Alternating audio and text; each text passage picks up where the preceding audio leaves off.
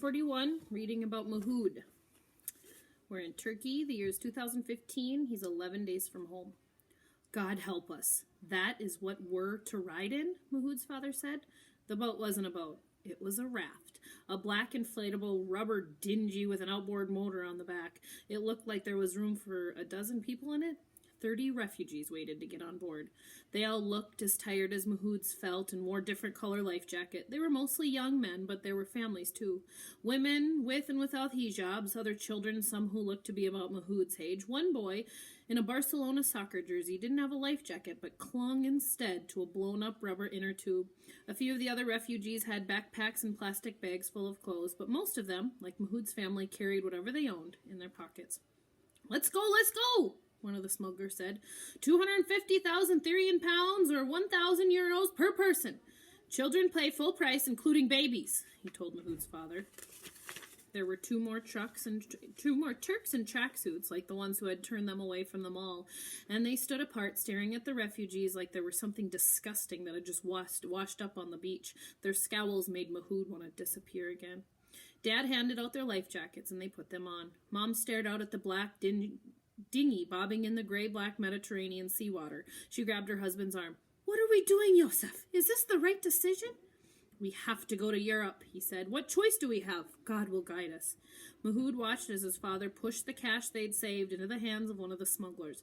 Then Mahood and his family followed his dad to the dinghy, and they climbed on board. Walid and his mother sat down in the bottom of the dinghy, and his mother holding Hannah tight in her arms. Mahood and his father sat on one of the inflated rubber edges, their back to the sea. Mahood was already cold, and the wind of the waves made him shiver. A big bearded man wearing a plaid shirt and a bulky blue life jacket sat down right next to Mahood, almost squeezing Mahood right off the edge. Mahood slid a little closer to his father, but the big man next to him just settled in the extra space. How long will we be on the boat? Mahood asked his dad. Just a few hours, I think. It's hard to tell on the phone. Mahood nodded. The phones and chargers were safely sealed away in plastic bags in his parents' pockets, just in case they got wet. Mahood knew because he'd been the one who dug through the trash for the resealable zipper bags. We don't have to get all the way to the Greek mainland, Dad said, just to the Greek island of Lesbos, about 100 kilometers away. Then we're officially in Europe, and we can take a ferry there to Athens. When the smugglers had packed the dinghy full of refugees, they pushed it out to sea. None of the smugglers came with them. If the refugees were going to get on Lesbos, they were going to have to do it themselves. Does anyone know if dinner is served on this cruise? Masood's father asked, and there were a few little laughs. The outboard motor rode to life, and the refugees cheered and cried. Dad hugged Mahood, then reached down to hug Mom, Walid, and Hannah. They were finally doing it. They were finally leaving Turkey for Europe. Mahood looked around in wonder. None of this seemed real. He had begun to feel like they were never going to leave. Mahood had been so tired he could barely keep his eyes open before, but now the thrum of the motor and the chop of the boat as he hit the wave after wave flooded with him adrenaline, and he couldn't have slept if he wanted to. The lights of his mirror dwindled to glittering dots behind them, and soon they were out in the dark, rough waters of the Mediterranean. Phone screens glowed in the darkness, passengers checking to see if they could tell where they were. The roar of the engine and the whip of the blinding sea spray made it impossible to have any kind of conversation, so Mahood looked around at the other passengers instead. Most of them kept their heads down and their eyes closed, either muttering prayers or trying not to get sick, or both. The dinghy began to toss not just in front to back, but side to side in all sorts of rolling motion, and Mahood felt the bile rise in the back of his throat. On the other side of the dinghy, a man shifted quickly to vomit over the side. Watch out for the Coast Guard! The big man next to Mahood shouted over the noise. Turks will take us back to Turkey, but Greeks will take us to Lesbos. Mahood didn't know how anybody could see anything in the dark, cloud-covered night, but it helped his seasickness to look outside instead of inside the boat. It didn't help his growing sense of panic, though. He couldn't see land anymore, just stormy gray waves that were getting taller and narrower, like they were driving a boat through the spiky tent tops of the keyless refugee camp. More people lined over the side to throw up, and Mahood felt his stomach turn. And then the rain began. It was a hard, cold rain that plastered Mahood's hair to his head and soaked him down to his socks. The rain began to collect in the bottom of the dinghy, and soon as Mahood's mother and the others were sitting in centimeters of shifting water. Mahood's muscles began to ache from shivering and holding the same tight position for so long, and he wanted nothing more than to get off this boat. We should turn back. Someone yelled. No, we can't go back. We can't afford to try again, Mahood's father yelled. A chorus of voices agreed with him. They pushed on through driving rains and roiling seas for what felt like an eternity. It might have been 10 hours or 10 minutes. Mahood didn't know. All he knew was that he wanted it to end, and end now. This was worse than Aleppo, worse than bombs falling and soldiers shooting and drones buzzing overhead. In Aleppo, at least, he could run, hide. Here he was in the mercy of nature, an invisible brown speck, an invisible black rubber dinghy in the middle of the Great Black Sea. If it wanted to, the ocean could open its mouth and swallow him, and no one in the whole wide world would know he was ever gone. And then, that's exactly what it did. I see rocks! Someone in the front of the dinghy yelled, and there was a loud boom, like a bomb exploding, and Mahood went tumbling into the sea.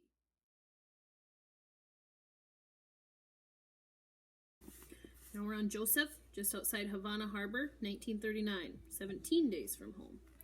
A strong hand grabbed Joseph by the arm and swung him around. It was a sailor, one of the ship's firemen, and Joseph knew right away he was in trouble. The firemen were big, churlish brutes who were supposed to be on board to put out fires, but lately they'd been walking the decks, harassing the Jewish passengers.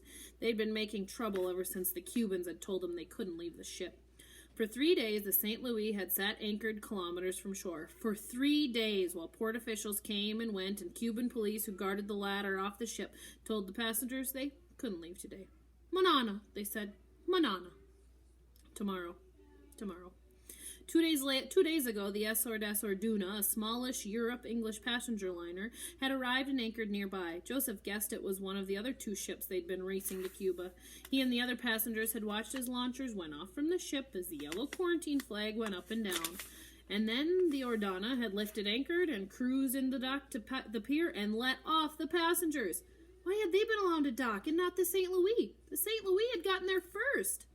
Captain Schroeder wasn't around to ask, and the officers and stewards had no answers for the passengers.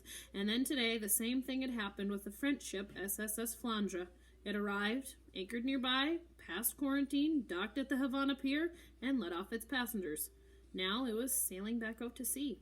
The passengers on the St. Louis had grown more and more restless, concerning sailors on deck and berating their stewards at dinner. Joseph had felt the tension mounting all over the ship, and the pandemonium threatening to boil over every time the crew dealt with passengers. It was as suffocating and oppressive as the 100-degree heat.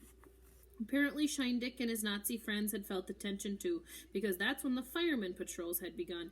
It was nothing official, Joseph was sure, because the captain hadn't made an announcement. It was just certain members of the crew who had taken it upon themselves to the police of the ship like they were all back in Germany. For the safety of the Jews, Scheindick told them, the same way the Gestapo took Jews into protective custody. Another fireman stood beside the one who held Joseph's arm, blocking out the sun, and between them was Otto Scheindick himself. Just the boy we were looking for, Scheindick said. You are to come with us. What? Why? Joseph asked, looking up at the 2 big men around him. Joseph felt guilty, and he was immediately mad at himself for it. Why should he feel guilty? He hadn't done anything wrong, but he remembered feeling this way back at home, too, whenever he passed a Nazi on the street. In Germany, just being Jewish was a crime, and here, too, apparently. Your parents' cabin must be searched, Scheindick said. You have a key? Joseph nodded, even though he didn't want to. These men were adults, and they were Nazis. One had been taught to respect. The other, he'd learned to fear. The big fireman still had Joseph's arms, and he pulled him toward the elevator. Joseph couldn't believe he'd let himself be caught. He'd warned his little sister Ruthie to avoid the firemen, who loved to intimidate the children on board, and she'd managed to stay out of their way. But he'd lost himself watching the Flandre sail out of the Havana harbor, his back turned to the promenade, and that's why they'd caught him. Scheindick and his firemen hustled Joseph down the stairs, and Joseph's stomach sank when they ordered him to open the door to his cabin. Joseph's hand shook as they put the key in the lock. He wished there was some way he could get out of this, some way he could keep these men away from his mother and father. Otto Scheindick reached down and turned the handle for him, throwing the door open. Papa lay on his bed in his underclothes, trying to stay cool in the stifling heat. Mama sat in the chair nearby, reading a book. Ruthie, Joseph was glad to see, was still up in the pool. When she saw the men, Rachel Lando stood up. On the bed, Joseph's father propped himself up with a look of panic in his face. What's going on here? Mama said. Joseph? They made me bring them here, Joseph said, his eyes wide, trying to warn her of danger. Yes, Scheindick said, spotting Joseph's father. There he is. Scheindick and the 2 firemen stepped inside. Scheindick closed the door and locked it behind them. For your safety, this cabin must be searched, Shindig said. On whose authority? Mama asked. Does the captain know about this? On my authority, Shindig told her. The captain has other things to worry about. Shindig nodded, and the two firemen re-snacked the room. They swept Mama's makeup and perfume off the vanity and smashed the mirror. They knocked the lamps off the bedside tables and cracked the washbasin. They washed up the family suitcases which they carefully packed ready to go to Cuba, and threw their clothes all over the cabin. They tore the head off Ruthie's stuffed bunny. They snatched the book from Mama's hand and ripped out the pages, tossing them in the air like ashes in the bonfire. Joseph, Mother cried out, but not so loudly that anyone else would hear. Papa wrapped himself in a ball and threw his hands over his head, whimpering. Joseph huddled against the door, angry at his helplessness, but scared that if he fought back, he'd only be punished more. When there was nothing left to smash or scatter, the firemen stood behind Shindig at the door. Shindig spat on the floor. That's what I think of you and your race, he said, and suddenly Joseph understood. This was payback for his father's words to Shindig at the funeral. Shindig snorted dismissively at the cowering man on the bed.